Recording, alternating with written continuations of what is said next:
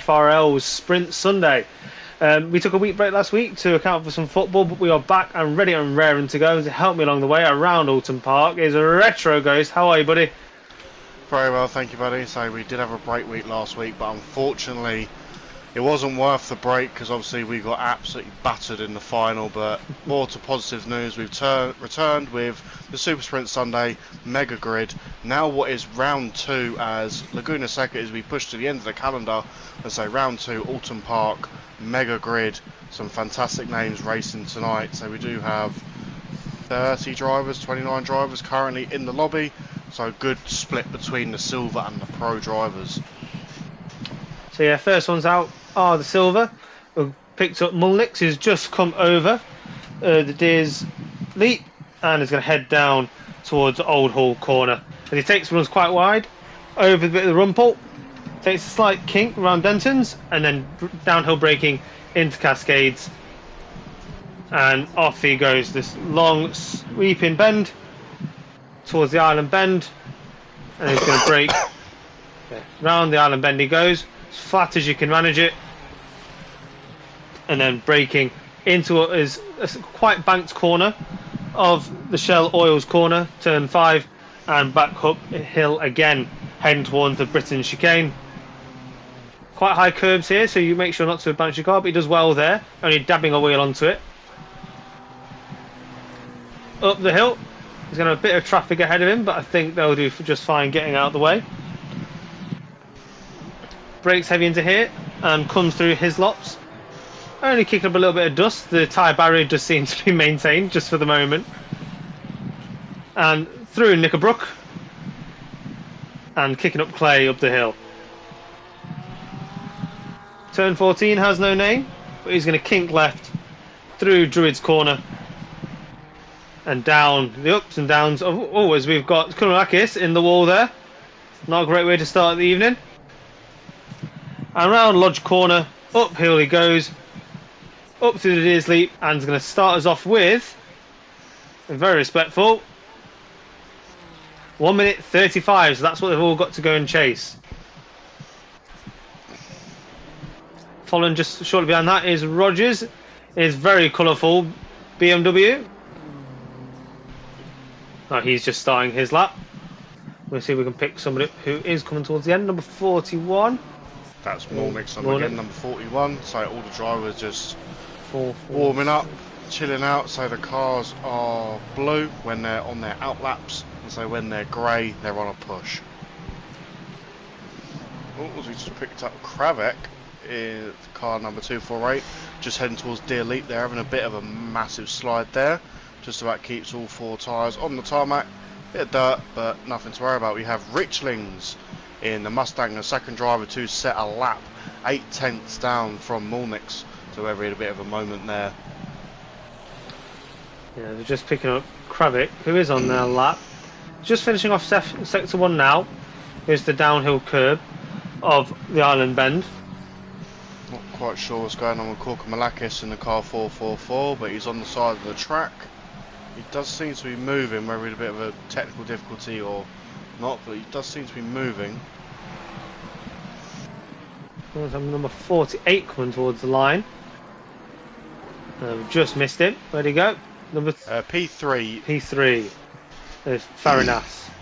He then takes a lot of gravel on the exit. I'm pretty sure they could be digging a ditch there at the edge of that curbing by the end of qualifying. May not be all that great for the pro drivers when they come out. We've got to go to car number 70, which is Mazar. Mr. Mazar, what can you do in the Ferrari? Very nice. He can do Warwick Bridge nice and fast, and then he's going to throw himself into the Lodge corner and hope the Deers Leap doesn't unset him too much. Looks a little bit snaky on the nose, but powers down, goes towards the line, and puts himself up into P7 with the marginally just a second or so off the pace. I believe Kaufman has just topped the field with a 130, well into the 134s, and Mornweg also joining him up there, only just slightly 2/10 down. Drivers not to set a lap. We've got a friend of ours, Kyle Raval, with a bit of a slipstream, towards the line, and he goes P2. P2.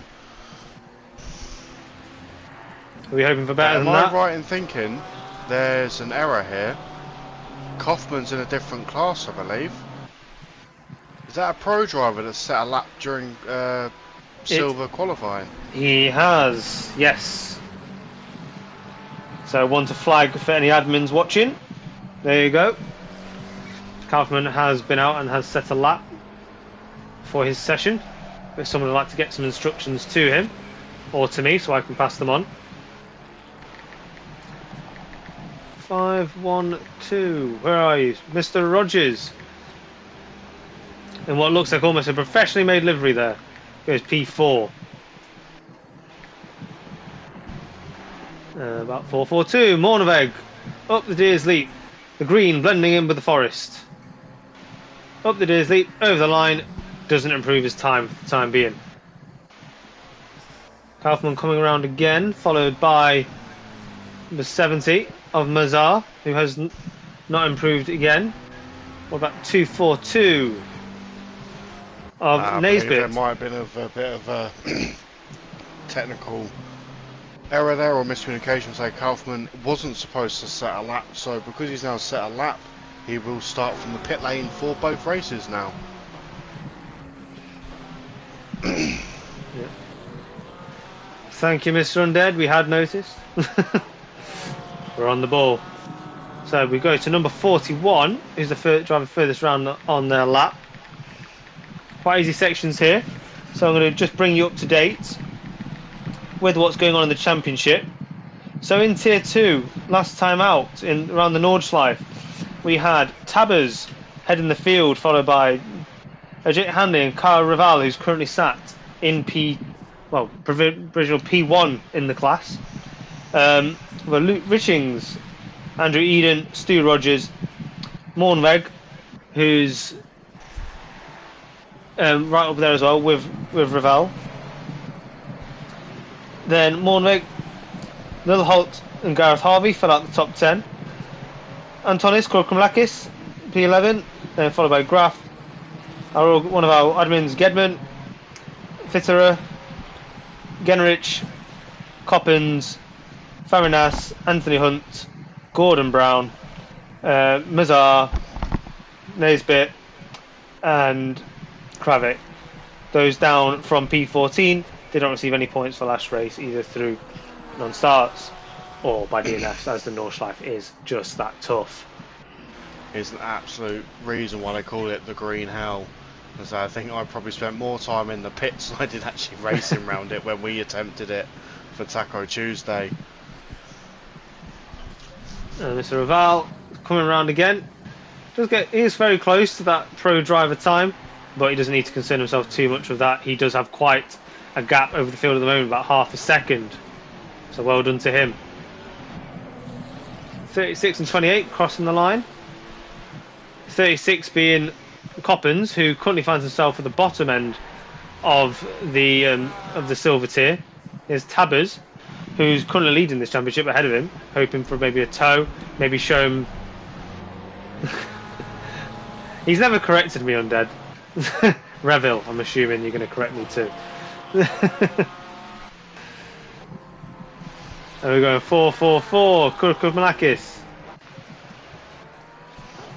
So who had issues earlier on. Though, it must be said, as we was in the party with Mr. Revel himself, all those chicken nuggets he had for dinner, we thought it was going to weigh him down, but clearly that's not the case. Currently P1 in class for qualifying. As we go on board with the Greek man, hoping not to get slipped out by any Tatsiki. A little bit loose on the rear for that heavy end of the Porsche, keeping it nice and planted as he exits.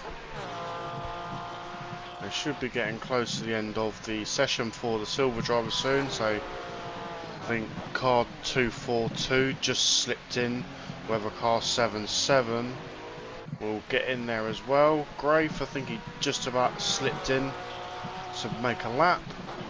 Oh no, he's going to bail out, as all the pro drivers are now out on track. So car number 28, Tabbers, is just finishing his lap. He'll be one of the last to finish their lap. doesn't improve. Car number 22. I don't know. But we'll go back on board with Kokomak, so while everybody else is just doing their out laps. Is the furthest man round on a push lap. Really got a little bit unsettled there. I think he just caught the curb. But he's now coming down Warwick Bridge into Druid, into Lodge Corner. Oh, we're car 242 bail out of the chicane there. I'm going to probably butcher this. Naisbit in the car 242 there. So now the last driver on the circuit of the silver tier is car 248, which is Kravek. No, he's also bailed out across the grass. Commentator's curse is planting his Ferrari behind the McLaren, just like it was earlier on today. Whee. But 814 Omran is going to be the first to start his lap for the Pro Tier. Whilst we're watching him just fly around, we'll bring you up to date with the standings for the Pro Tier.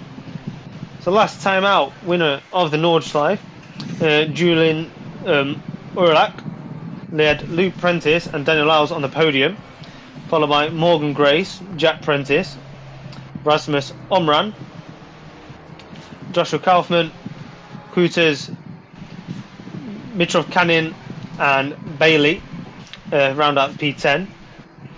Then P11 downwards did not, well, I think Carl Sween finished but didn't make a position, and everyone below that DNF'd.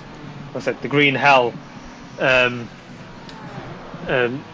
takes on many and leaves not many to spare. But as we catch Omran just coming out of Britain's, I believe that was. He comes down towards the other chicane of Hislops and out from here on out. There's a lot of power to be used, and we know the BMW is very, very good in a straight line. So I can see how well the BMW does get on this track. So I wouldn't say it's a narrow track, but I think the big beast of a BMW might find it a bit more close for comfort, more than it'd like, but it seems to be doing quite well at the moment. Absolutely, yeah. I mean, it'll be especially strong in this final sector. BMW I found to be one of the fastest in a straight line, second only to maybe the Bentley, once the Bentley's got up to speed. Yeah, once. So we have Omran there, setting a lap over in a moment midway through, but say P15, and then just got jumped 2 places to P17 there. So 2 drivers already setting laps. We've got Moller in P3 for the Pro class, 3 tenths behind the lead, so still just behind Mr. Revel. Yeah, it just shows how much a strong lap that was by Revel. Done very, very well there. As it always says on FIFA, he's going to revel in the moment. Way! He's going to hate me for saying that, but he's doing a brilliant job at the minute. But so just trying to flick through the pack. Who else have we got on a lap? We've got Eden just finishing up their lap. Bit snaky on the exit. Manages the curb well, doesn't go onto the gravel. Where does he put himself? P10 is where we find Eden. 814 further down, midway through their lap. Just trying to find them. There we go. That's on once again. About number 21. Sween in the McLaren. Just come around the hill slop chicane. There we go. So Sween in the McLaren. All about power now. Maybe not the McLaren's strength. I think the McLaren has been known as a very good all-rounder. But when you've got a wing on the back like that, you're not going to find much joy down the straights. So Omran does catapult himself to P7 there. Good improvement on his time. So we cross the line with Sween, who then puts himself up, does push Omran down. Sween goes P5, and then who's that just? Was that Din? Has just found himself in the pink, white, and blue Porsche. Yeah. That's 369. As the track is getting a lot more layered in. El Prentice Currently sitting P1, whether he just set a lap or just move that away, I'm not sure. Grace, currently P21. Oh, having a big drift in that lovely purple Porsche there. So the only driver not yet to set a lap is Hognot in his McLaren, the grey with red accents. Crosses the line, brings himself up to P23. Currently bottom of the Pro tier. So as just mentioned, guys, do cut us some slack if we do butcher your names. I think I'll probably forget mine at the best of times, but to pronounce, say, some of the fantastic drivers in this league, I don't think I'd stand a chance. So if you do pronounce it wrong, let us know, rip us a new one, and hopefully we'll get it right next time. Yeah.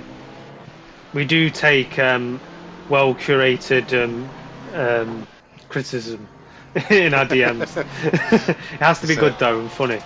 As Simon does pop himself in P4. So they're really starting to get sharp at the top end. As Rebel's time is holding strong amongst all of it. 369. So maybe sandbagging in the wrong tier.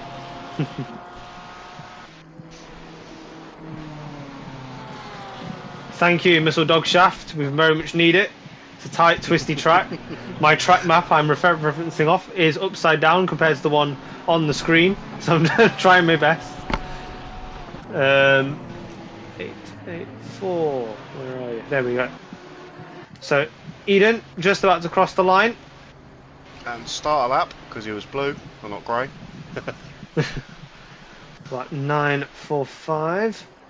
I think just to mention, I just looked on the track map there. We do have 814 Omram, and I think that's car 19, I believe. If he puts his foot down, yeah, car 19 there. Maybe he was holding him up or giving Simon a bit of a tow there.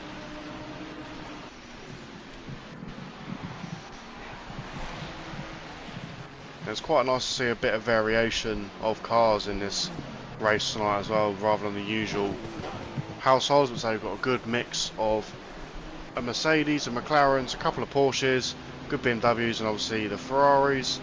I think I've already mentioned the McLarens, but we do have a Mustang as well. A couple of Mustangs actually. Bold using the Mustang. So we just saw Omran affect his time once again. He moves up to P6. In front of Simon, so whether Simon may have a word or two to say about that, whether he impeded him or not, but they were quite close together on that lap. So we'll order number 500 of Clayton with the white and grey with blue accents. Ferrari, as he gets very heavy over the curbing, uses maximum track limits to his left, pulls himself up, does improve, big jump all the way to P8. We're closing on time now, less than a minute and a half remaining for the drivers to get their times in. Car 945, which is Huguenot, just crossing the line. Relatively mediocre so far. Does he improve? No, continues at the bottom of the Pro tier. So once again, car 814, again, Omram the closest driver. That is on a push lap at the minute, but he does have Simon once again right behind him. He does move out of the way Simon of him. by. Maybe this is okay. One for me, one for you. It's great sportsmanship if there was one there. So Simon uses as much as the track and limit as he could there. Simon Just puts brings himself up P4. And with Omran backing out, I don't see that as probably being a strong time. Oh, Simon having a bit of a kiss on the inside curb there of turn one. Where's his green car gone? The grass. Couldn't make it out in the grass. We've got Sharp crossing the line. No improvement. 5 as he stands. Car 43, El Prentice. P11. Car 369. Reveal yourself.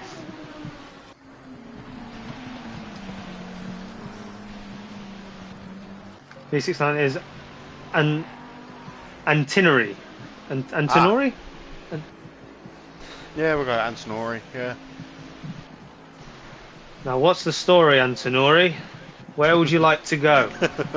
Oh, don't start. He's doing alright so far. P13, he's just about managed to pip a whole load of the people in the tier below him, which will save him a right headache as we get into the race. So we just have Eden 884 cross the line. He does improve, put himself P15 there. So I don't think car 21 just behind him got a lap in, but say Sween does put himself provisional P3 at the moment. Car 814 Omran again. Omram is the closest driver on a lap. Oh, lost the front end a bit there, but he seemed to have the power down regardless. Omran does not improve. We've got car 37 behind. Are you still on lap? Yes, you are. Sharp. Can he keep it sharp? The last two corners. Oh, bit of a drift there. Come around the final. Oh, but that's track limits. I think he knows it. He backs out of the lap. Car 43, El Prentice. What can he do? Oh, stays at P11. Oof. Oh, no. Might see that in the steward's room. Just for a little bit of Marshal banter. An admin has hit a driver after crossing the line. Oh dear. The marshal waves a yellow flag at the two yellow cars. But there you have it, everybody. Shame he wasn't playing yellow car. Punch, no return. So as we go through it, Moller leads Kaufman, Sween and Clayton, Simon and Sharp, the first of the pro drivers, and then first in class, Kyle Revel puts himself P7 with a few pro drivers of Omran and Din in P8 and 9, Naisbit in P10, followed by Prentice, Mulnix, and in Antinori. Then a large group of the silver drivers of Tabbers, championship leader Eden, Morneveg, Graf, Grafe, Harvey, Rogers, Handy rounds out the top 20. Kravek, the car 248 in number 21.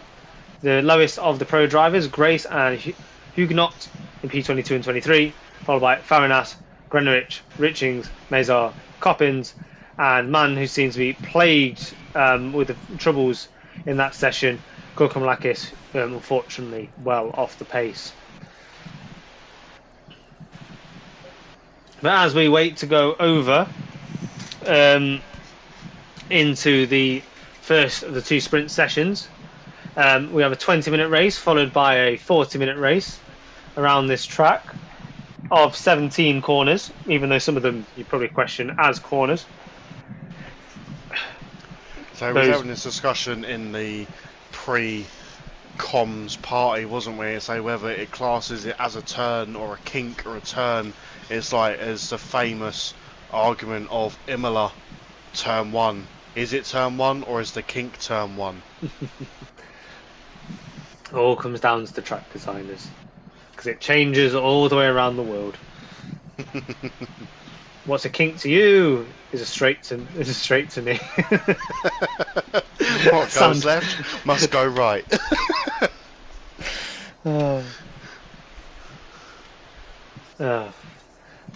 So thank you everybody so far, those who have joined to catch up with the racing. We very much appreciate it if you're here. Let us know if you're backing in particular.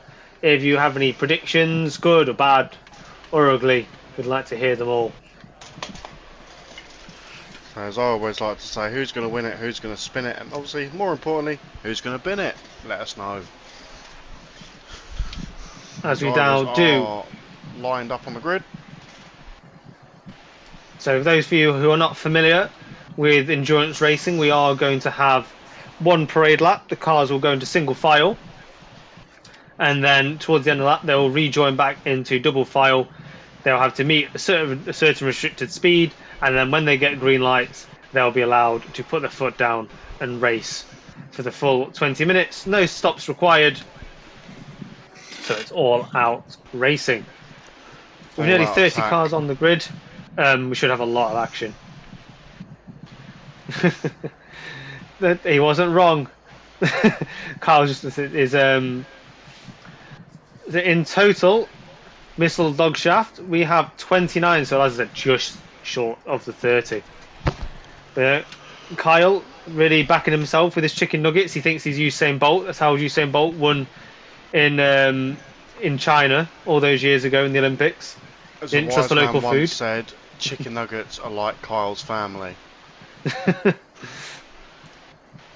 They come in only so many different shapes and sizes. Exactly.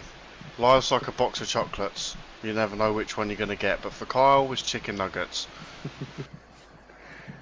I think he must be doing a little chicken nugget dance before he starts this race to try attack some of the pro drivers, but say quite solid where he is at the moment. He's got a couple of pro drivers in between him and his competition in class. Obviously, he might only be P7, but obviously in class, he is winning his class. So it's going to get a bit spicy for the first couple of laps as the pro drivers and the silver drivers get settled into their rhythm for the 20-minute stint for the first race.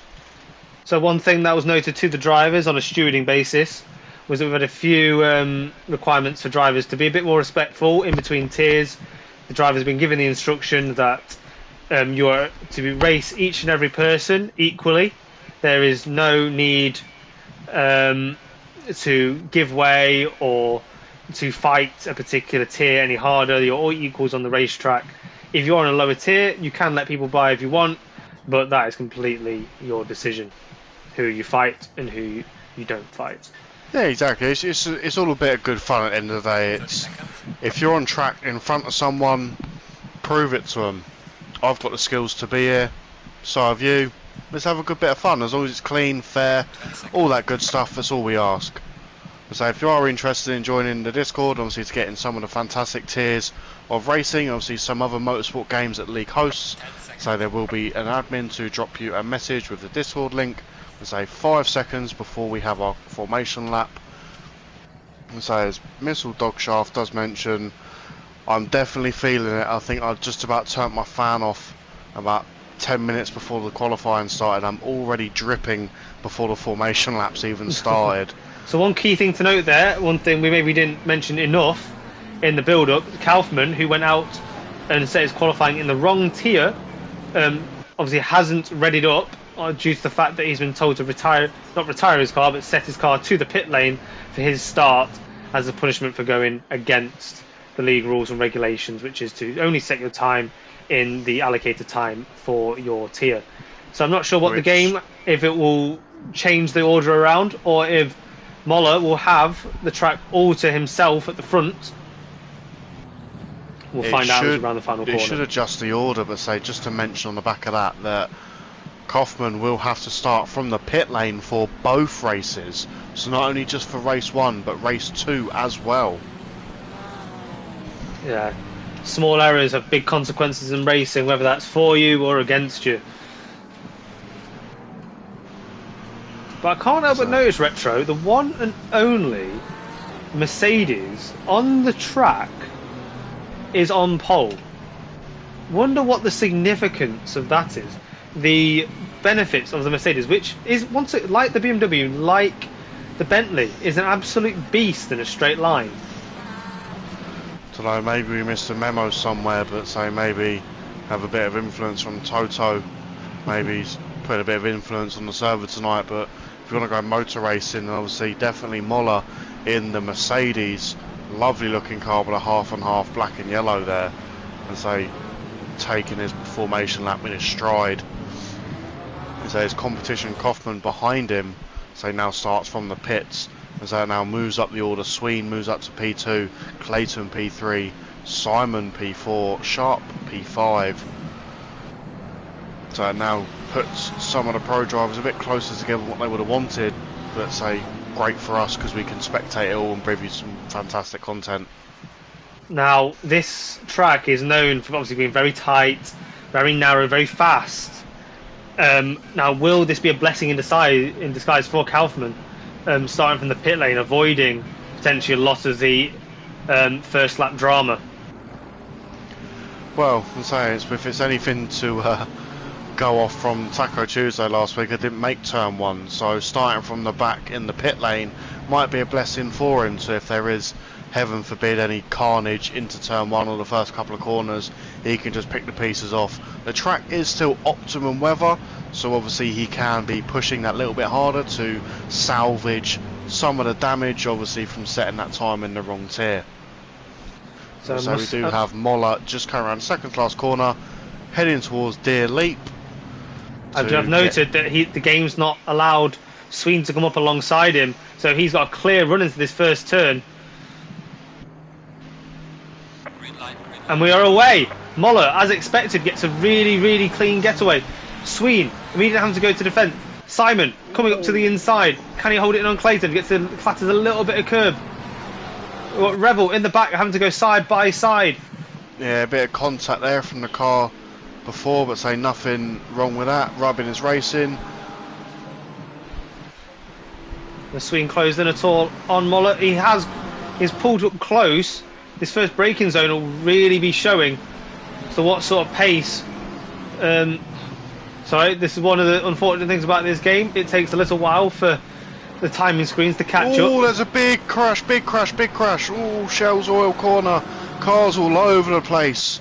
Absolute scenes. I'm not quite sure what happened there, but car on the inside of the barrier, car on the outsides of the barrier, all over the place there. That'll be music to Kaufman's ears to make a few places up there. So Kaufman is currently still quite far back. He's about 7 seconds behind the pack, but he will catch up pretty fast, I'm sure of it. We'll go back to Prentice with Omran, who's drops off a bit from Revel.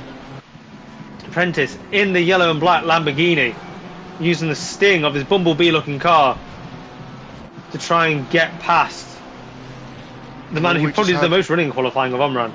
Going to interrupt you there, by the way. Coppens have a bit of a snap, a rear there, coming out the second part of the second corner of the first chicane. So he just about keeps the car out the wall. But oh, Korkamalakis, another Porsche driver, has found himself on the grass into the wall. Still keeps himself going towards the back there. Unfortunately, it rejoins what looks like in last place. So no one seems to have dived in the pits yet. Lap 1, big train towards the back. I do wonder what... Big snap there from... Oh, who was that? Naisbit found himself in the wall. Not I do wonder what's happened to Revel. Wanted. Revel, who started P1 in his class, is now down in P27. Oof. Not quite the race he wanted either. Mornsweg. What was the camera pans? Oh, it's Grave gets a huge snap. Oh, and we've got Mornsweg. Oh, in the track. barrier behind. Not the day to be starting high up in the silver tier. Grace looking like he's really been in the wars. And Mornweg just letting some of the drivers pass there. I think, not quite sure what's going on there, but he's just taking that green McLaren across the grass to blend in. And so quite a few cars in the pits. You got Farina's in the pit. Oh, excuse me, hiccups. You got Naisbit in the pits as well. So 2 drivers in the pits already. Not quite sure what's going on there. There's another car, or I think that was McLaren earlier, but Korkamalakis makes a good move of that. Ooh, not quite sure what he's doing. Towards the top end of the field, we've got Simon, who's really close on Clayton. Almost looks like he's getting slowed down by him in the braking zones, but Clayton taking advantage on the exits. Simon looking for a little peek as he goes over the hill of Cascades. Will there be a dive into the Shell Oils corner? Simon, looks, it's a really tight entry, but nothing doing just yet. Clayton doing fantastic well, but Clayton goes a little bit wide, but gathers it all up.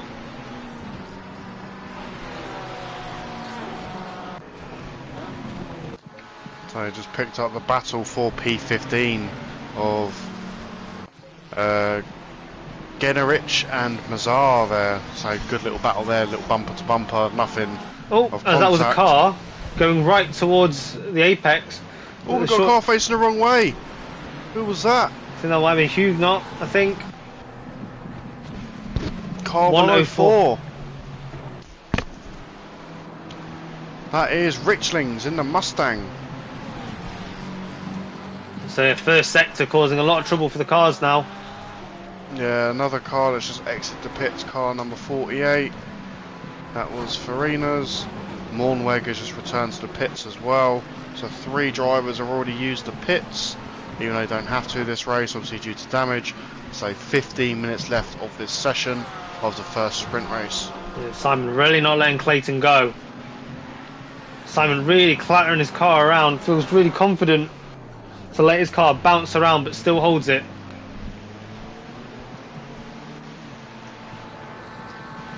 So down the field, got some more tight battles. They got Harvey and Grafe, P11 there. Revel and Kaufman with a bit of both on comeback drives at this point, trying to find their way back towards this P15 fight.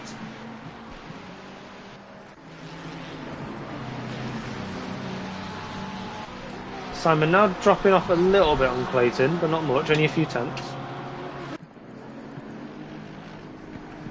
Oh, big moment there from Harvey, just about kept it on the tarmac, but cost him a lot of time there trying to chase down Grafe. But Grafe obviously taking the better line there, gets a good run out into the first chicane there. So yeah, very bold. One of 2 cars that single tyre car choice. One with a Mustang, one with a Mercedes. There, touching the sausage curve, just about keeps the Ferrari facing the right way, but he does leave himself vulnerable to M Grace behind him in that very battered, sorry, I would say black and blue purple, as it's quite battered all over the place. There's Simon now super close on Clayton, under a tenth. Surely there's a dive here somewhere. As Clayton's starting to get maybe held up by a little bit by Sween up front, but Clayton defends it well. That's a back mark of the green McLaren in front. That is Mornweg. Mornweg. Now will he have to stick quite tight to the inside here? Moves are going on. It's not an ideal place to let people by. He goes very, very wide, but holds on.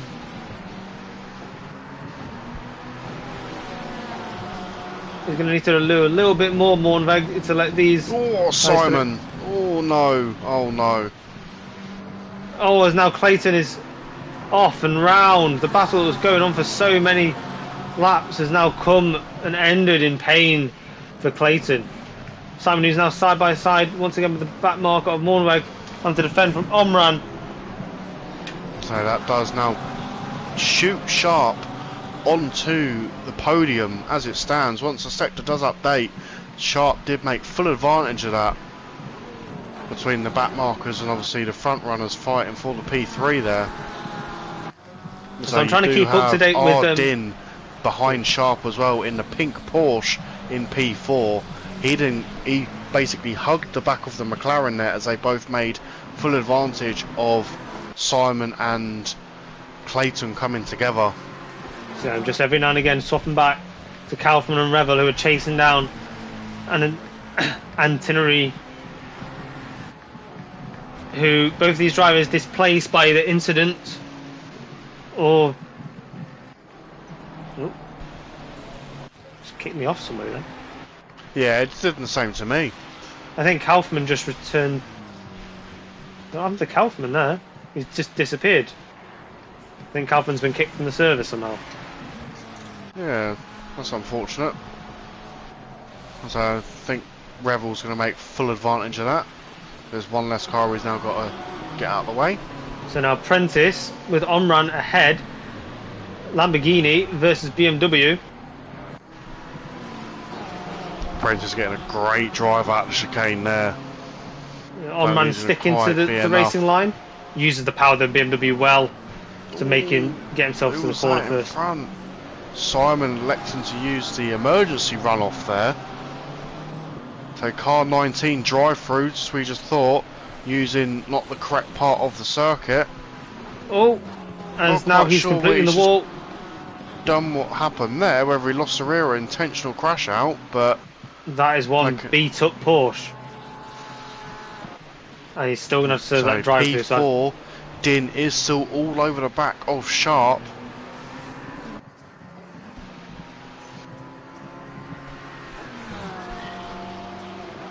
Not letting him go very easily. Come round into turn one, getting a bit of a bump on. So that corner does invite you in very nicely, but it then spits you out just as bad. So yeah, we've got a very strong battle for P3. Also a very strong battle for P5. Sharp versus Din, Omran versus Prentice. Hotting up in the pro tier. So here we have it, race control, 50% way through this race. Is Prentice going to make a move on Omram? No, he's not. Omram defends very nicely with his BMW.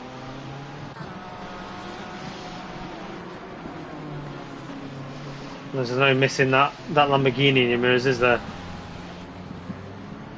Oh, once again, Prentice gets a great drive out. Is he going to get a move done?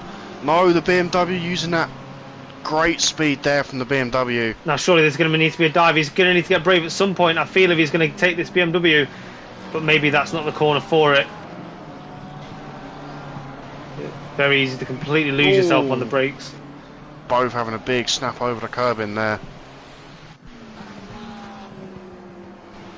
Prentice trying everything. Seemingly the driver who's doing better through the corners, but Omran wisely choosing the BMW for its power. The Prentice just simply can't match at this time. Further forward, Din once again over the Deers Leap, putting the power down of the Porsche. We have a drive-through. 442 drive-through. That is Mornweg. He's had a pretty torrid time as Mornweg.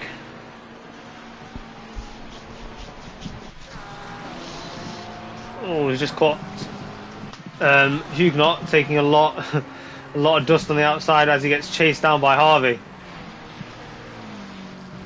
Well, once again, Prentice trying to eye up a move into a cheeky fast left-hander before the Shell Oils corner. Does drop back a little bit late on the brakes there, tries to elect one round the outside. I think he was opting for the cutback there, but doesn't get it. Oh, he bounces over the grass and just regains the car. Keeps the car very nicely in control there. That could have gone horribly wrong for him. Oh, the BMW hits the curb, which once again invites the Lamborghini to make a move, trying to get the power down. Once again, the BMW just pulls away like a train. So both drivers making errors in that section. Well, Neither one of them might have had a moment as well. Just flick back onto the fight for P3. Din is a lot further back than what we last saw him. Yeah, so he's dropped off there. I wonder if that's come from incidents. But Prentice with a huge drive out of Druids. Looks for an inside move, but goes a bit wide, cuts back. Omran using a bit more of the curb than Prentice there. Oh, we've got Sharp on the grass. That invites Din back into the mix. Back on circuit, but so he doesn't lose out too much. He's still got a good arm's length away from what he probably would have wanted.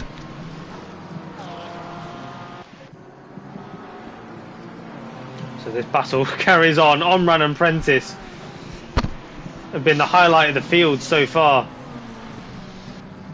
Oh, we've got M. Grace skidding across the gravel trap there. Hopefully he's going to rejoin nicely just behind Revel in P15 there. So, a great combat drive from Revel. Puts himself up to 5th in class. Oh, there's a car in the barrier there. Who was that? That is Grafe. Oof, careful on the rejoin there. He's dropped down from P9 to where he is now. He spun it so hard he ended up spinning and hitting the backside of the barrier as well. I feel like Revel is maybe just following Antinary through this pack. For those that may be feeling obliged to let the pro drivers through, Revel's just picking them off as Antarini does. Antinori, sorry, my apologies. So there's a bit of a gaggle here from Harvey backwards, leading 3 other cars. And as he is the silver driver, as we watch Grace in the background taking a lot of dirt.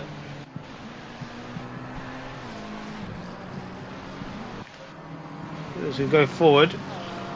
Din follows Sharp once again, but it looks like Sharp's had a better exit out of the first sector. Oh, nearly a bit of commentator's curse there. Din very late on the brakes there. Just about nearly misses the point of turning in there. I think Omran has finally put a bit of a gap between him and Prentice. The gap is now over a second. We go back to Antinori. Well, I think Revel looked for a move on the inside there, but just backed out of it. Oh, he's gone for a bit of a dive, but get well on the brakes, and that pushes Antorini deep. Revel's going to stick this one out. He goes to the inside. But Ferrari versus Ferrari doesn't play out well. He's in a McLaren. Oh, it's the way these orders move around. We should know Carl would never be in a Ferrari, how much he dislikes them. Oh, Grace once again kicking up a bit of dust. All Ferraris just should be red. Make my life a lot easier.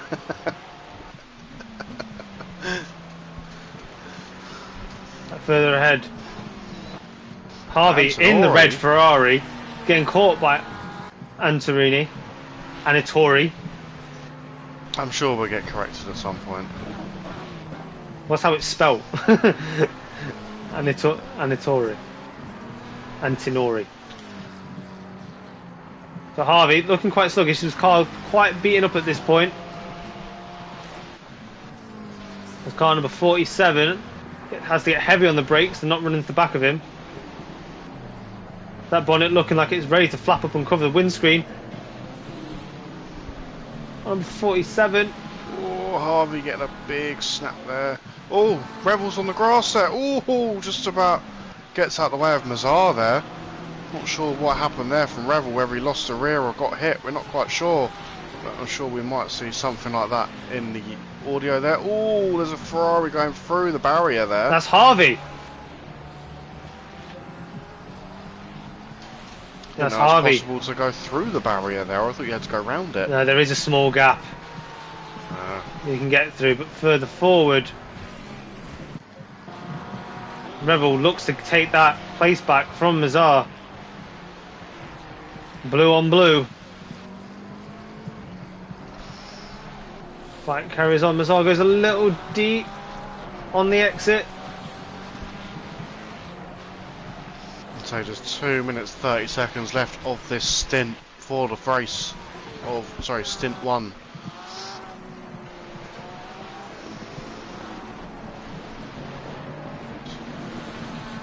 They did not giving up on Sharp just yet. He'd quite like the sprint podium. But the McLaren of Sharp has seemed very, very controlled.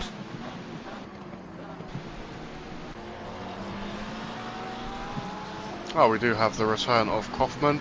So he's right down in P27. So I think he might have just got disconnected, but he did rejoin us, which is great to see. So unfortunately he will be starting from the pit lane for race 2. As we've missed it, but Revel has got back past Mazar. Will be confirmed as we go through this checkpoint. There you go. So well done to him. Prentice and Omran, their battle has very much been extinguished.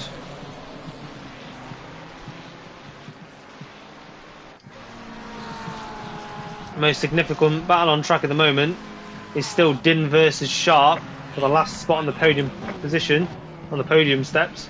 So we have it, leader on final lap from race control. So one more lap of this first stint. So I don't know about you, but I'm absolutely dripping for the first stint. So how we're going to survive the second stint, I don't know.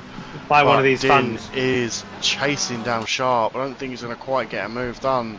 But he is reeling him in like a fish. And so there is a back marker of car 21 up in front. Oh, sorry, it's P2 actually. He might have had a moment. Sharp has closed the gap to P2. I was mistaken. Yeah, it's only a 2-second gap. I thought it was a bit further up the road than what he was. I think he was for a while, but these two fighting each other in pace has drawn them back up.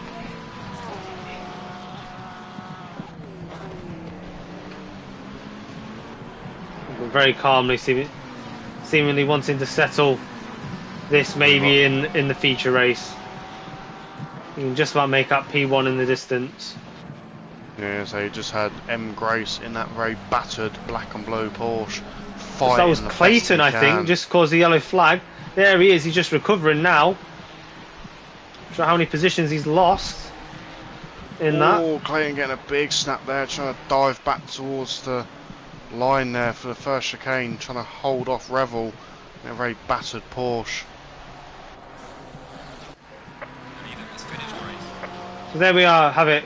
Moller crossing the line in P1 to take the sprint win, followed by Sween, who's been chased down this whole way by Sharp and Din, but Din never quite getting his foot on that podium firmly. Omran, who's been in battles himself, has seen off the battle of Prentice. Clayton, despite the error towards the end of the race, going wide, taking this last bit of grass for this session, crosses in P7, followed by Hanley. Hanley taking first in class for silver, followed by Eden. Huguenot rounds out the top 10, right, followed by Anatori, Grace, and Revel, who I think is just quite happy to come in behind Grace. He's still third in class after that, which is where he finished the last race. Nazar, despite his issues and running across the grass, has found himself in P14. Coppens comes towards the line. A lap down, it appears, in P16. Richings with the galloping Mustang in P17, followed by Kravik, the Ferrari. And Grafe, sorry, I didn't spot the Mustang there. There is one. Kukurumlakis comes home in P20, despite a few spins and bins. Mulnix in a very, very colourful Ferrari leads home Greenwich. Mornveg, who is yet to serve a drive-through, so I think he's going to get penalised here. Oh, as he decides to crash into the wall in frustration. Yep. And there you have it, everybody. There is your results for the short sprint, the 20-minute sprint in FRL's round 2 on the Super Sunday sprint. Whilst we just rehydrate ourselves for the 40-minute sprint, you can grab yourself a drink, a snack, bathroom break. So good, you've got a few minutes to get yourself sorted out, while these guys also maybe make a few setup tweaks, adjust their fuel for 40 minutes.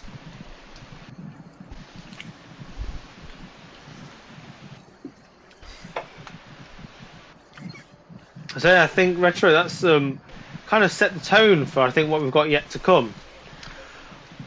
Well, as we saw, just without taking any favourites to any drivers, obviously we've taken a shine or anything like that, so we'll say interesting to see how far up Kyle started, or sorry, Mr. Revel started, and just dropped down the order, whether it was an incident on track with another driver or maybe a skill issue. But say interesting to see whether anything does materialise from that. But say a lot of drivers obviously didn't quite finish where they started. So not just to mention obviously a few of them, but say this track is narrow. It is very difficult to overtake on this track. But say just please keep it clean, lads. And say it's not always won in the first corner. You've got 40 minutes of this to keep your head down.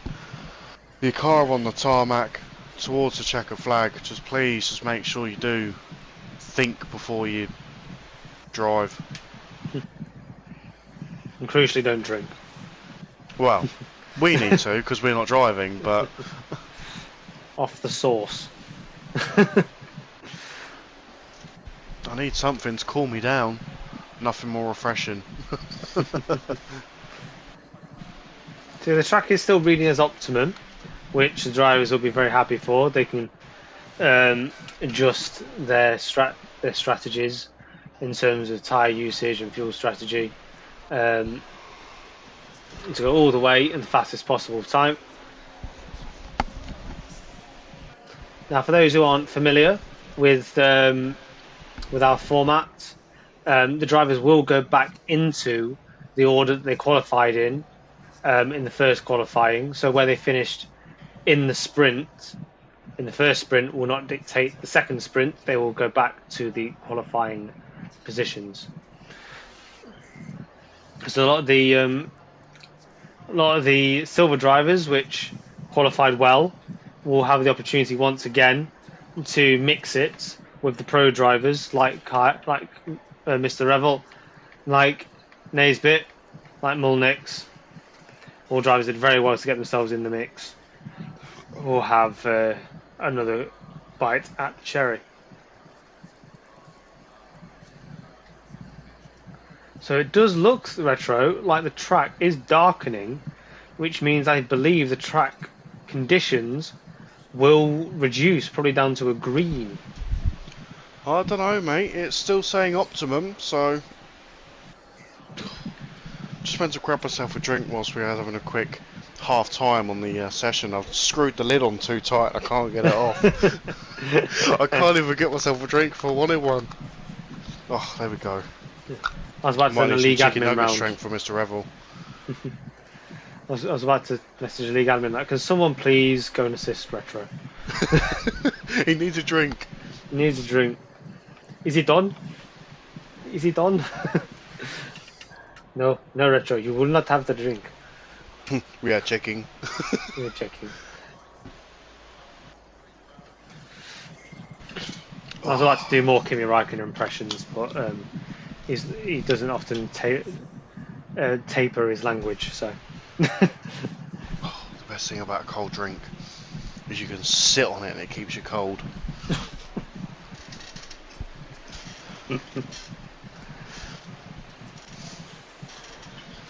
And make sure to mention that to our international drinks like suppliers, that they should make them slightly more cushioned.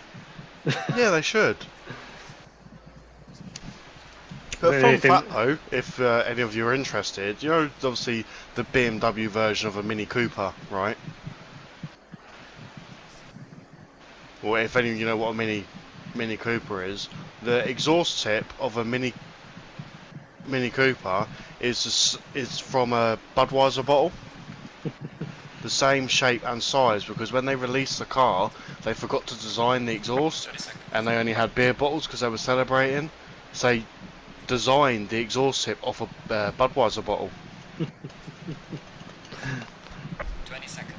I'm going to say 20 seconds before getting back underway with stint 2, and Retro's waffle will end, and we'll get the green flag to start the formation lap again. Retro's trivia corner. That's it. Full of nonsense. Knowledge and... Yeah. I stopped myself for saying the last bit then. I know what you were going to say, Retro. Colourful language. Watch your profanity. Once again, Moller sets off in his Bumblebee car towards the first turn for the formation lap for sprint 2. I think as to mention though, it's like where we said the last formation lap, he did get a really fantastic racer. He just slipped under the radar, having Kaufman obviously start from the pit lane, he had a dive into turn 1 practically all by himself, and he just kept it going and going and going. But I've just noticed there's 2 drivers in the pit lane.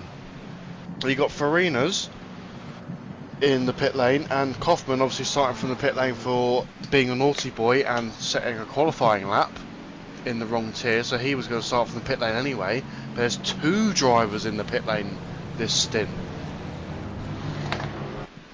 Absolutely. Obviously, what significance that will have to the one from the pro, one from the silver tier. 1 position each goes the way of their competitors.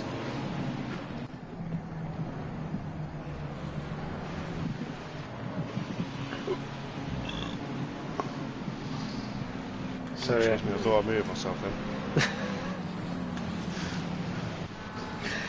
in. So small championship shifts happened so far. Some of the drivers that came out on top last time out in the Nordschleife have not so much made headway so far.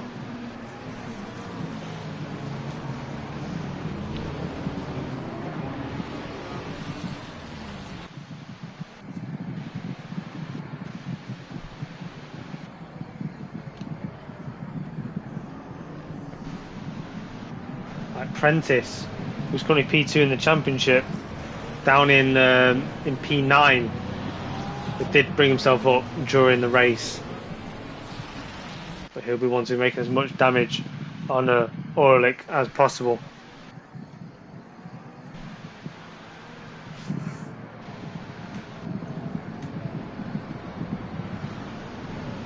Likewise, in silver, we have Tabbers, who's P1 in the championship, but down in P12, loving the mix of competition that's coming in this tier, in both tiers actually.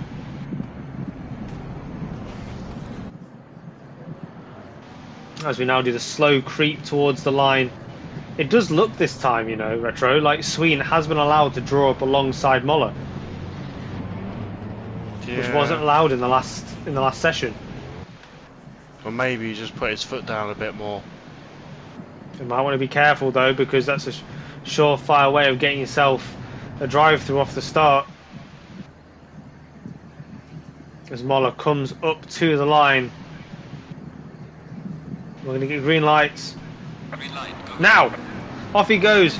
Sweeney. 242 drive through Naisbit. The Sweeney pulled up alongside, but couldn't quite get the turn in. Yeah, these two drivers at the class of their own. Sween fights Muller for all his worth. He's right there. He's definitely going to be looking for a move into the Shell Oils corner.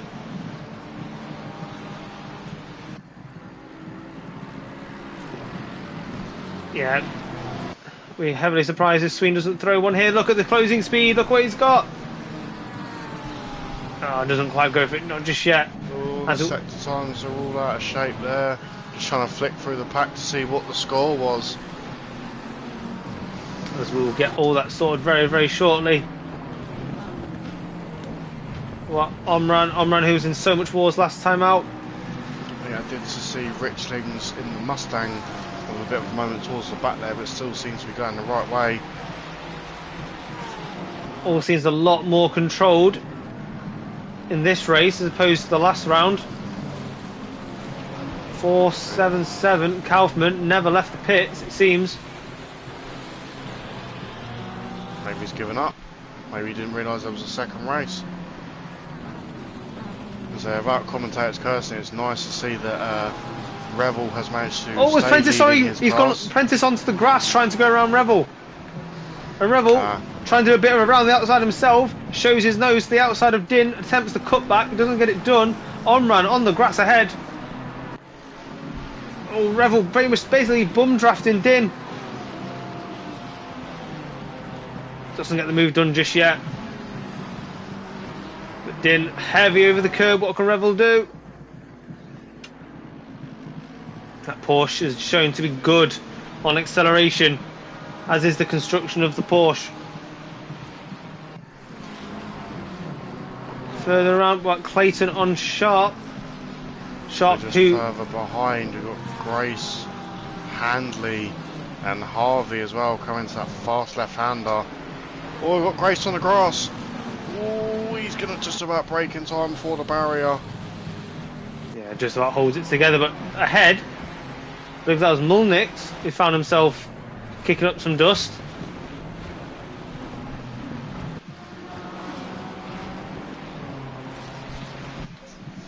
Back up to Clayton, who's closest man on track to his competitor. Just over a tenth of the second between him and Sharp through the detection. Sharp doing well under traction in his McLaren. But Sharp pulling out a bit of a gap now.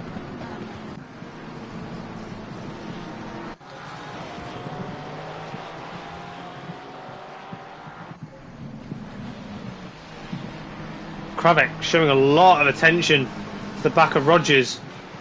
But Rogers, given the straight line opportunity, pulls away.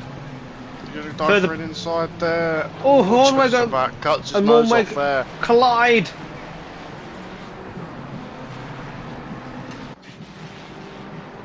How both drivers got out of that, still driving and maintaining reasonable positions, is beyond me.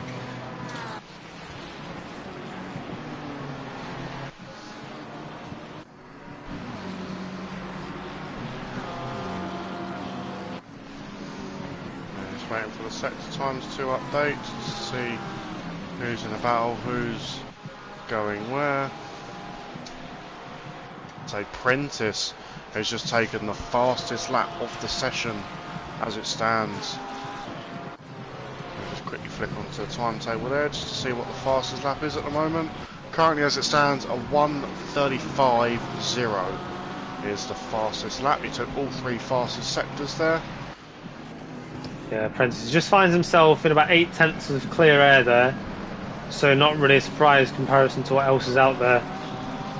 Land quite close to the front of the field, second in his class in the championship. He's making a good showing of himself. He just wants the positions to help maintain that in the championship. I'm sorry, just speaking of classes as well, this will be music to Revel's ears. As I say, he's P1 in class, he might only be 7th on track, but his competitor behind him has that drive through from obviously the start. Now surely that's going to have to be served this lap. As he does dive in. So that now bumps Eden in front of him to now chase down some of these pro drivers. He's got a 2-car buffer between his competitor. So a lot more controlled driving, less of a frantic run. Oh, as Speaking for the of lead, Rebel there, he's going to go for a move on Din. Thinks better of it in the first left-hander. Sorry, buddy. so I was just picking up the lead. So Sween within 0.3 of the lead now. Moller has not managed to escape him this time. The Sween super smooth. Sween is swooning through these curbs. He's a Sween operator. So we did have a supporter for Sween in the stream. Hey, so maybe that's a bit of support from the fans there. So Sween is chasing down that half and half Mercedes. So Rebel, who was doing so well but being caught by Prentice as it was happening, as Rebel gets onto the grass, this allows Prentice to come up alongside. Prentice to his right, but Carl has the inside for the next bend. He keeps that inside line, but Prentice dives it deep. Oh, the nose only just got out of there. So now it's going to invite Antonori in as well. I'm glad you can get that name off your tongue. I mean, I'll just say it and hope it's right. I mean, once the damage is done, the damage is done, but that's what motor racing is all about. So Kyle obviously has now dropped a place to Prentice, which obviously different class category. Obviously that will bring him closer to his competitor Eden in P10. We also have Sharp, who has picked up the fastest lap of the race now and is closing in on this battle for the lead. The battle for the lead that once again is well under half a second. 3-car battle for the lead, developing now, dropping Clayton behind by 2.5 seconds. Yeah, just to mention there, buddy, the fastest lap from Sharp there in that clean air, a 33.6 from Sharp there. It does seem that a lot of time is being gained just by those drivers that are finding clean air, which is why we now expect Clayton, if he can drop Omran, should find himself some time as well. Ooh, not quite sure what happened, but there's 2 cars off in the first chicane. 248. Who was that? Say Eden is getting ever That so was closer Kravek to the back of Revel there. Say it's now dropped Antonori 369 down the order. Has he got damage? He has. The rear end of that Ferrari has seen better days. It looks like he's had a recent night in Leeds. Whee. You should know all about that. I know. You attended, didn't you? About 30-minute walk away from my house that all happened.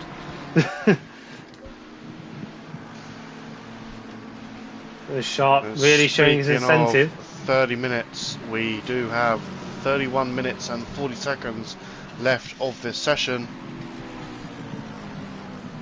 Yeah, we're all doing very well.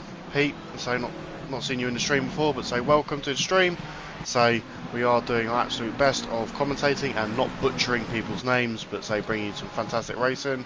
Say, what championship or tier did you race in before when you was racing in the FRL? Do let us know, and obviously more importantly, who do you think is going to win it, spin it, and obviously bin it? So let us know, mate. We need to, that little acronym of yours, we really need to put a more positive spin on that, because 2 of those are quite negative. Well, that's what we want, don't we?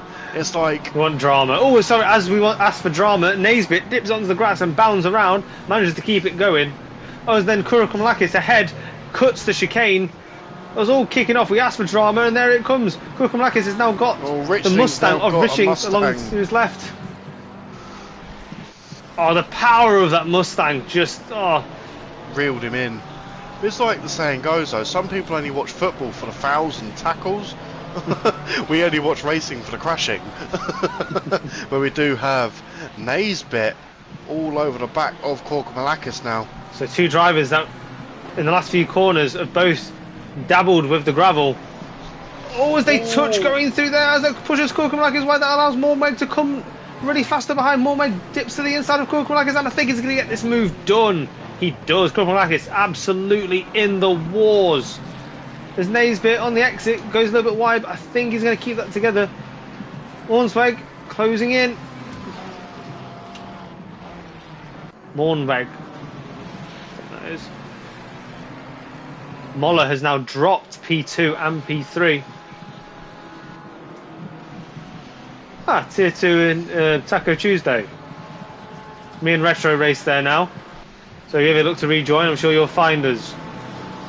I'll be in the slow Lambo and Retro will be in the pits. Way steady on. Fixing the Ferrari. So speaking of Ferraris, you've got Eden just about hanging on to the back of Revel there, so the gap's still staying about just over a second there for the silver class. As he seems to unnecessarily drop a wheel on the grass then. So it does give Carl a bit of breathing room there. Further down, we've got Mazar within a few tenths of Greenwich, with a big pack closing behind, so he's going to want to scrape Greenwich and go after the pro drivers very soon. I'm going to interrupt you there, buddy. I think we had Rogers just dip a wheel on the grass there, which did invite the Ferrari of Tabbers, I think. Yeah, Tabbers just behind in the Ferrari closing in. I must admit, I really like Rogers' livery. It just looks so professional. I think that's the problem. I know, say, we have this argument all the time. Console doesn't get that much variety for liveries, which is a real shame. The fact that the BMW can hold it, what seems to be flat, through the island bend, really putting back the cars at the lower top speed. It looks like it should have to lift off, but it doesn't. It just keeps powering through. I think that's just where it just gets its Titanic appearance of just having that extra weight of being an absolute beast of a barge. It can just power through some of these corners. So for P5, Omran leads Din, leads Prentice for the fight for P5. This is really going to hot up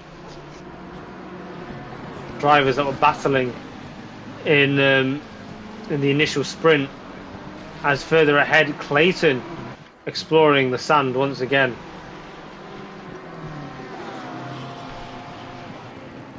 Yep, Further down, Tabbers has not let Rogers go. He's still very much there as he rounds the lodge corner. We want to stay on board with this one all the way to the Shell Oil corner.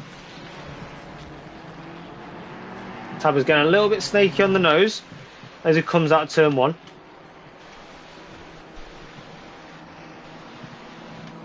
I've only driven the Ferrari a handful of times, but I'm not sure if that's just normal behaviour for that car. Yeah, Rogers just in this section just seems to do that much better. Further ahead though, Harvey and Hanley really So pushing great on. 3-car battle there for say P5. 3 at chicane was bumper to bumper there, but so the front 2 cars of Omram and Din getting a better drive out than Prentice did, and so does close the gap massively once again through a chicane. So maybe he might become the champagne cork bottle in this fight.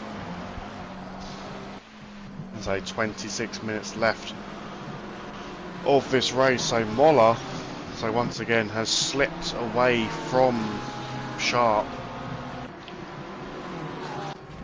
Yeah, it's just dropping Prentice ever so slightly, but maybe just waiting for an opportunity to arise itself. So as it stands, the fastest lap from Moller in the Mercedes is a 33.3, but he doesn't have all purple sectors. He's only got purple sector for sector 2 and 3.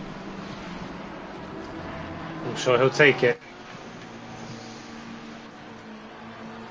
They did not letting Omran go.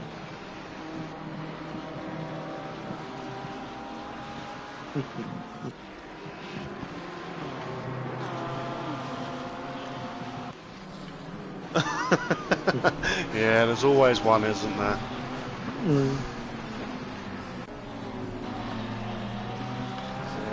Omran just doing so well defending himself on the fast sections that everything that Din does in the slower is just negated. I think that's just having the benefit of, say, the BMW is such a great all-rounder.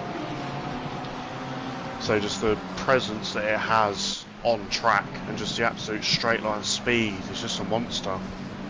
So even there, where it's gone well over the curve, gone wide, it's still found the power to pull away from Din. Well, speaking of BMWs, we just had Rogers and Tabbers, and Rogers pulling away in that mighty monster BMW livery. Wherever you go on track at the moment, it just seems that a BMW is just a cork in the bottle. Oh, speaking of cork in a bottle, we've got a Mustang in the wall. Is that just Grafe? before the Shadow's corner. Yeah, that is in the Mustang. It's off trying to return to the land of the free and the brave.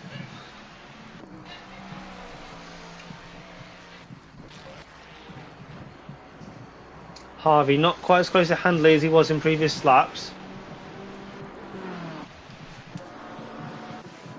But it's very hard to leave this battle behind. Din and Omran, closest battle on track, has been for several laps. So Not pretty quite much sure. all through the first stint as well.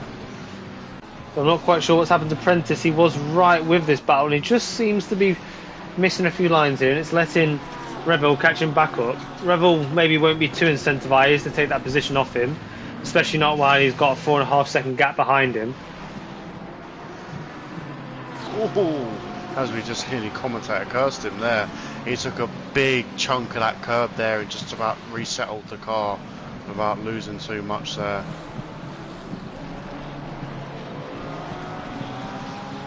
Oh, the man gets a bit unstuck by the curb there, but only brings him level on speed with the Porsche. Clayton has closed up on Sween further ahead. Clayton in the white, blue and black Ferrari closing in on the black and red McLaren.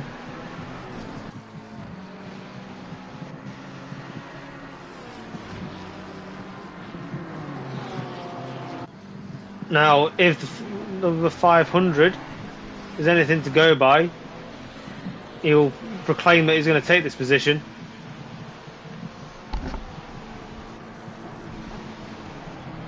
He just loses the rear around turn 2. Nothing too big, nothing you can't collect up nicely.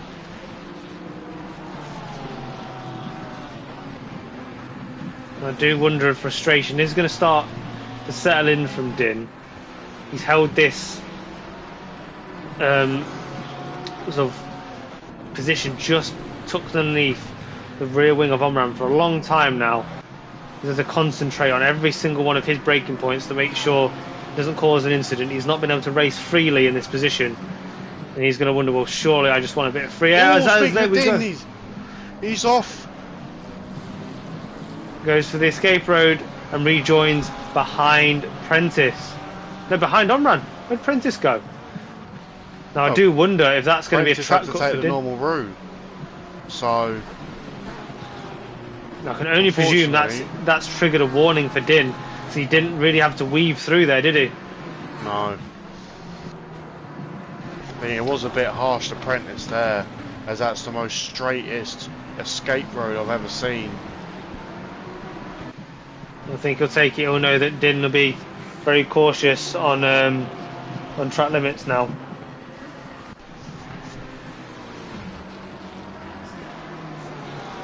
Further down the field, Harvey still holding on to Hanley, but is not really made much of an impact on. I don't think Hanley's really been disturbed off his line or had to make any defensive moves. Grace following Antonori.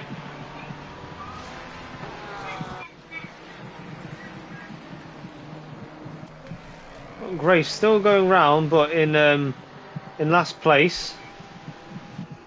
So far we've lost 3 drivers from the server.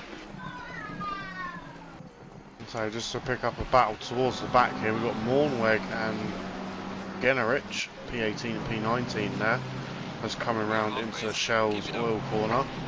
So the island bit first, and then Shell Oil's corner. Mornweg just about keeping that green McLaren on the track this time, going for an inside switch.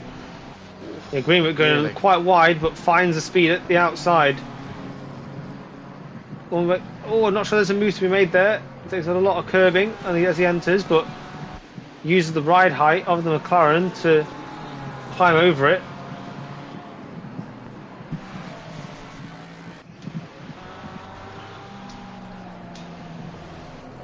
Well managed through here. Oh, as Benrick goes wide and through goes Mornweg. One small moment on the grass and through he goes. Tabbers and Rogers up ahead, going at it side by side, bumper to bumper nearly there. And so we have one with Tababi in the comments going for Moller for the win. Oh, as that was that Huguenot in the wall. And he has returned to the pits after being found in the wall. Din and Onman carries on. They've invited Prentice is back here now. Prentice, if anything, is now closer to Din than Din is to Omran. But speaking of the gaps, you've got Revel catching the back of these 3 battling it out now. Yeah, I think he just followed Prentice up to the back of this pack. Prentice, who was down by a second and a half a few laps ago, can't maintain that gap, and by maintaining that gap, that pace, has found himself back in this fight. Revel, who's still extending his gap over Eden, what was 4.5 seconds, now nearly 5.5.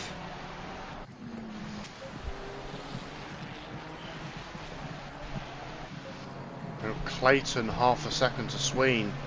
Gets a great drive out of the corner. They're just trying to get the car turned in for Deer's Leap. I think Sween just gets the better exit slightly.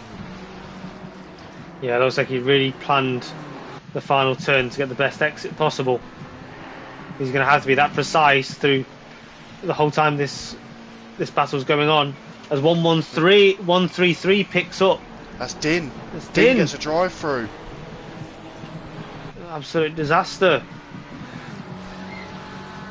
Like we did see earlier, he took that cut of the track when he was behind Omran, and now it's come back to haunt him. Oh, now he's just gone over. He's on the grass. Straight into the barrier. Oh, he just about gets it stopped in time. Guys return to the pits. That's unfortunate. So fantastic race from him. So unfortunate in the second stint there. Yeah, absolutely, Pete. Really unlucky they didn't there. But this has now created another battle. Prentice, Omran thought, oh, thank goodness. Not thank goodness that Din's obviously had to go through that calamity, but was for a moment thought he could breathe. But now he's got Prentice all over the back of him. Not a moment's rest for Omran. He's been having to lead somebody around for the whole race. Oh, Harvey was very, very close there, but I think he's just taken a bit too much gravel. Harvey getting a bit through his locks. there. Did Harvey? Oh no, it didn't quite update. We've got Antonori, P14 there. Rogers. Yeah, an incredibly tight battle here. So these two are going to feel really hard done by if they get all held up by Rogers. They are allowed to race, but they're on. Oh, as Rogers goes defensive, what will this do for Antonori's exit? Nothing much. Rogers gets the power down. I'm not quite sure what happened there, but I'm pretty sure it was a good battle beginning of this race with Rogers and Tabbers, but I've now just seen Tabbers is now down to P15. There's not much damage had to his car.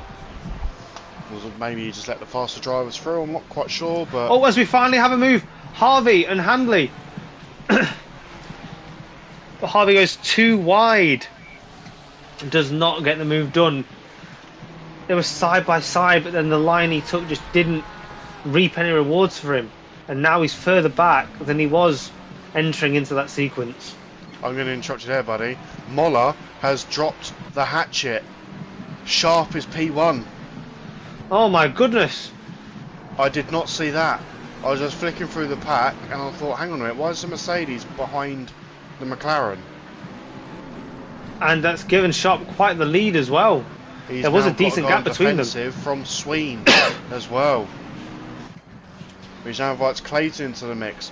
This fight for the top three is now hotted up these last 15 minutes of the race. I can only presume a momentary lapse in concentration for Moller. He doesn't seem to be massively damaged. A few scuffs maybe. Few scuffs and a damaged ego, I think, at this point. As now these guys are going to sniff blood. So Revel just increasing his lead to Eden behind, just over 6 seconds now for the silver tier. The Sween, who's currently sat P3 in the championship, got a real opportunity to make a big impact. There's a lot to do as well there, and that's Grafe. Blue flags getting out of the way. Good to see.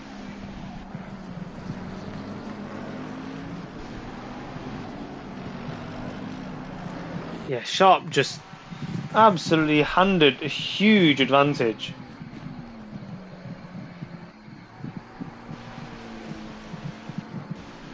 Yeah, well spotted there. Pete in the stream. So unfortunately Antonori's car there, so very battered on the back of that black Ferrari. So maybe we might see something in the stewards room, or say maybe it was just a skill issue from the Ferrari driver. So, oh, sorry, we've got Omran and Prentice side by side. Prentice pushing Omran as far as he can out the final turn. The BMW power is coming back. I mean, look at that. That's ridiculous. He just walked away from him. That's unreal. As Prentice going in so hot, loses the rear momentarily. I mean, what does he have to do? What does he have to do? So this now has invited Mr. Revel into the mix. So blue marker there, getting out of the way of this battle. Oh, nearly dipping a wheel on the grass there. Oh, that's Clayton. That's Clayton in P4. He's in the grass. Oh, he's hit the wall again. Jumping that rear end of the Ferrari back on track there. He needs to be careful. Eden just about, I think, avoids him there. So that it looks like a lot of these drivers at the top are getting nosebleeds from the height. Bit of room there, but Clayton dives across the grass to get out of the way of chicane. I think he's going to try get out of the way the best he can.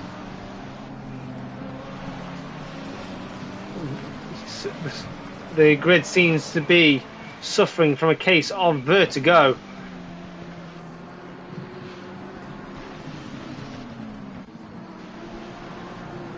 Moller now has closed in a second in the last few laps on Sharp. He does have just about enough time to to close this back up and regain what he's lost, but it's going to be So it's going to be quite the task. 11.5 minutes left of this stint 2. 40-minute race.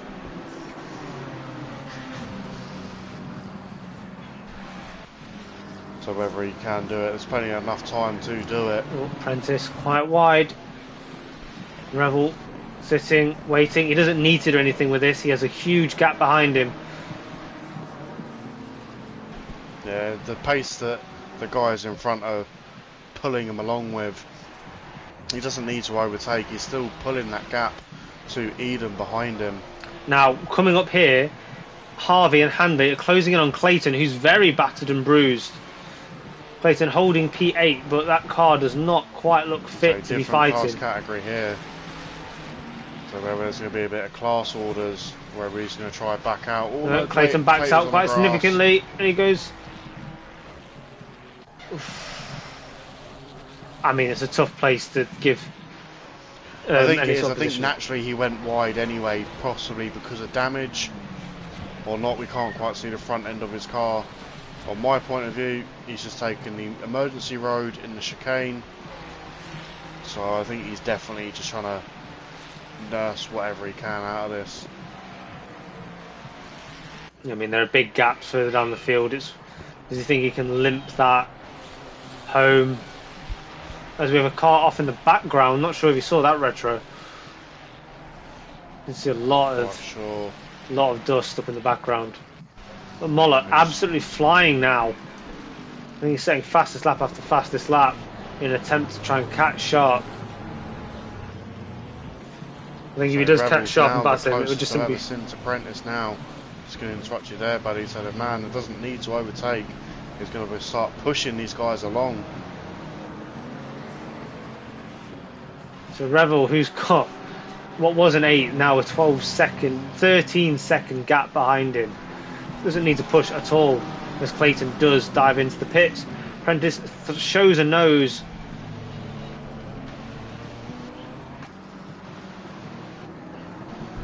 And this has been a very respectful battle between these two. But respect only goes so far. Racing instinct does and can get the better of people. Mornweg, as I see it, closing in on Tabbers. Green on green. Coming in to the hairpin.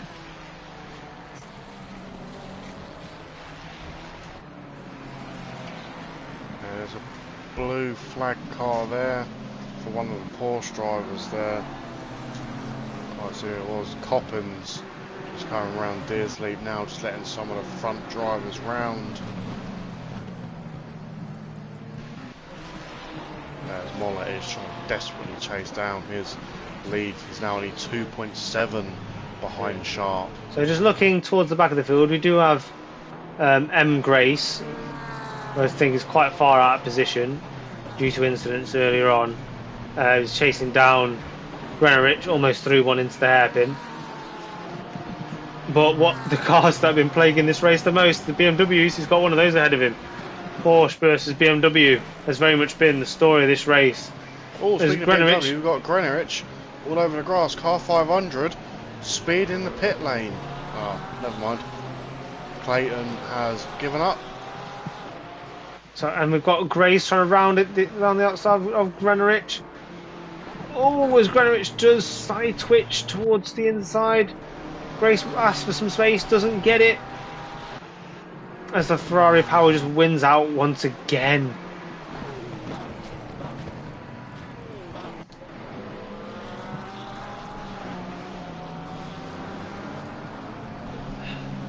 I'm starting to think Omran, Prentice and Revel might just run this to the end. I think Prentice will think Kyle's not going to offer much to his rear. Has car 14 just been given a drive through? Who's that? Car 14 is M. Grace. M. Grace, yeah. There's a car gap distance to P1 from Moller to Sharp to 1.9 now. He's definitely on a charge.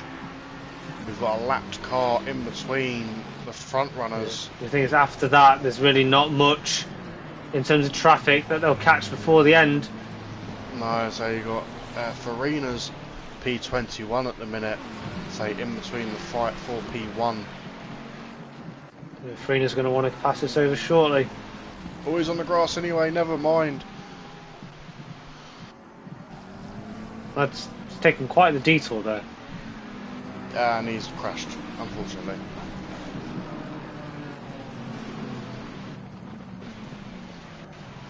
Oh, we've got two cars in the hairpin.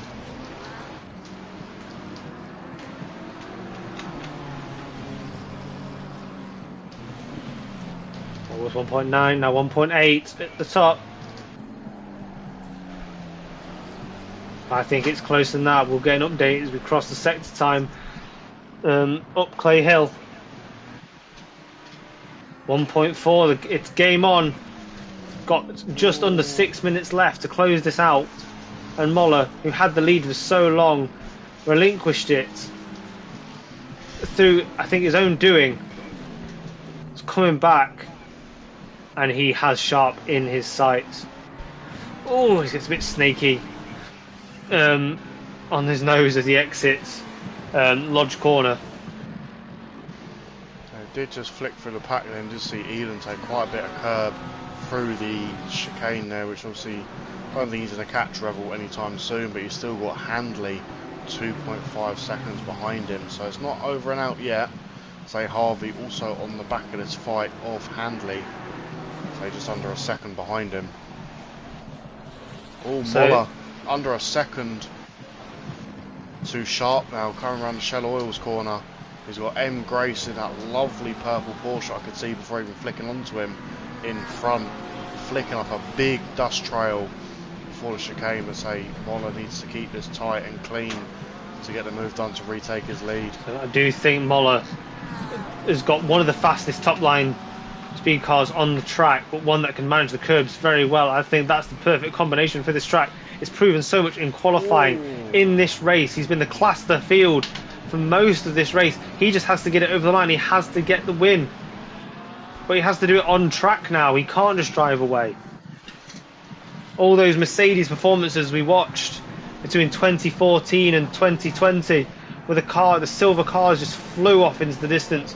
That's what Moller was hoping for today, and he might still get it, but he's had to work for it.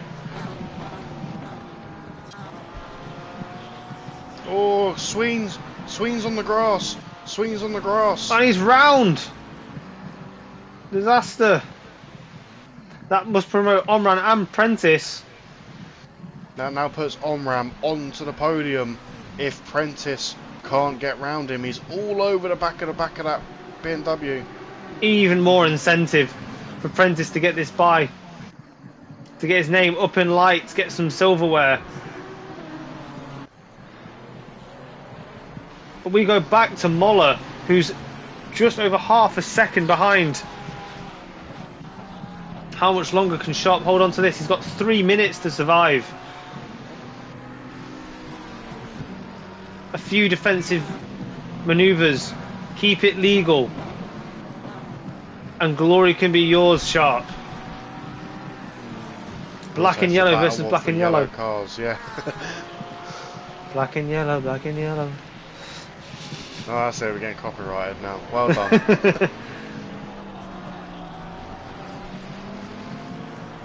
So Harvey is still hanging on to the back of Handley, just trying to keep an eye on all the juicy battles we've got. So the fight between the top of the classes, obviously we've got Sharp and Moller going at it for the lead, and the P1, you've got Handley and Harvey, and also Eden as well. It's a little bit up the road to I've got someone duetting me in the comments. Pete's duetting me in the comments. Oh, don't encourage him, Pete. Oh, the Prentice having a look down the inside. Not doing about Moller. Oh, there's Kukumalakis being a huge distraction on the side of the track. Oh, Moller's gone for the move. He's gone to the inside around the bend. Fantastic move. As he exits this section, will Sharp throw one back around the inside or to the outside? of the shadow hairpin? He doesn't. Looks like Moller's got this one in the bag. It was surely only a matter of time. With only a minute and a half left to go, Sharp will be so disappointed. But I think he knows that this has been Moller's race to lose or win from the start. But if the guys further back have been listening, they know moves are possible. Prentice, surely it's going to be super incentivized. To see Pete going off against you. Oh no! On-ram's off! That goes now off. invites Prentice past. Whether that About was Rebel as well. Oh, I don't know what happened there. I just looked at the comments for Pete's lovely backing track there to black and yellow, and it did let the black and yellow, the black and yellow Lamborghini past. And also Revel. There's no consequence to him if he takes that position or not, but he's not going to let it slow him down either. No, I think we're going to have it here, the final lap notification. There we have it from race control. Yeah, and I think Sharp has given up on this one. Sharp now dropping to almost a second behind. I don't think he can match Moller. As soon as Moller got clean air and his car back up to scratch, he was closing him in, and now he's extending his lead. Harvey and Hanley still battling it out. Being a very silent battle. Not many moves have been made. But we'll now Harvey throws one to the outside, shows his nose.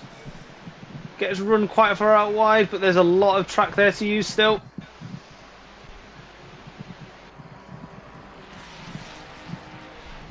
Not much else going on down the pack. We've got Eden who's showing a distant threat to Rogers, but Antonori's throwing one to the outside. Beating up Ferrari versus beating up Ferrari, but the outside always seems to lose out that corner. But Eden has gone deep, he's well over the grass. Antonori goes through. So sad, whether I just missed it, but I'm not quite sure what happened to Eden there. He was P2 in class, and then all of a sudden he's right down the order. What can happen sometimes if you just show your nose? So Moller rounding the second to last corner. I'm going to give him his victory. So he had to put up with all sorts during this race. Black and yellow versus black and yellow. He had full control. He lost it momentarily. He went and got it back. Moller takes the win for the Pro Tier. Followed by Sharp. Prentice is going to see off and seemingly get the podium with Coram a lap down, just slightly in the way. Omran slightly lose out to Raval. I don't know why Omran's flashing, but he'll take that P5, fourth in class. Oh, whether that was intentional or not, I saw that. I saw that. And we'll have Sween come through in P6, followed by Hanley. Does lead Harvey to the line. Tabbers, he's had quite a quiet race, but will finish fourth in class, not too detrimental to his championship lead. That I believe he still holds. I'm not sure if Revel will go equal with him after that. I've not done the maths. Mornweg, Molnix, Rogers, that lovely BMW that's caused everybody so much problems. Antonori, Mazar, and Graf coming towards the line. Eden, who was doing really well early on, I think it just had one small incident after another. Followed by Richings, Grenrich, and speaking of Cabot. Eden, he's just tested the safety of the tyre wall as he crosses the line. So Greenwich and Kravik lost the line, and a few drivers, I think a few laps down.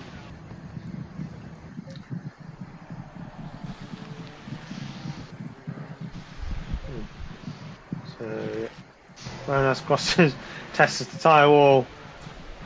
Clayton, our last driver to cross the line, with Huguenot still sat in the pits. And the white, blue, black, and tyre wall painted Ferrari there as he goes wall riding like Tony Hawk.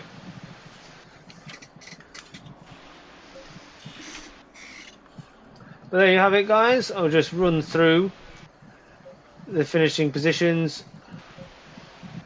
So yeah, Revel, Litanley, Harvey, Tabbers, Morneveg, Mulnix, Rogers, Mazar, Eden, Richings. The top 10, Kravik, Greenwich, Kumalakis, Coppins, Graf and Faranas finish and last few laps, and Nesbitt retired much earlier on. And then there is your full standings for the race this evening. So thank you so much everybody for joining us. I hope you had a wonderful time. Hope to catch you all next week for round 3 of some more Sprint Sunday action. We very much enjoyed you engaging with us this evening. If anybody wants to come and join the fun, either on Sunday, Tuesday, Thursday, we've got all sorts of games that we race on in FRL, and we hope you can come and join us. Or if you just fancy spectating again, drop a like, drop a subscription, and we'll catch you all on the next one. Got anything to say, Retro, before we go? Yeah, so thanks guys for tuning in. Obviously we can now go sit in front of our fans for an ample amount of time, so I can de-sweat and de-stress after watching that and commentating over that. But say round 3 is Mazzano, so always a good race, Mazzano. So round 3, so obviously we moved Laguna Seca to the end of the session, also the end of the season. So round 3, Mazzano, 8 o'clock, Super Sprint Sunday, Mega Grid, Pro/Silver tier split. So other than that, I've been Retro Ghost, and he's been the almighty Wufafa on the commentary once again. Fantastic pleasure commentating over you guys this week. Take care and good night. See you guys. Bye.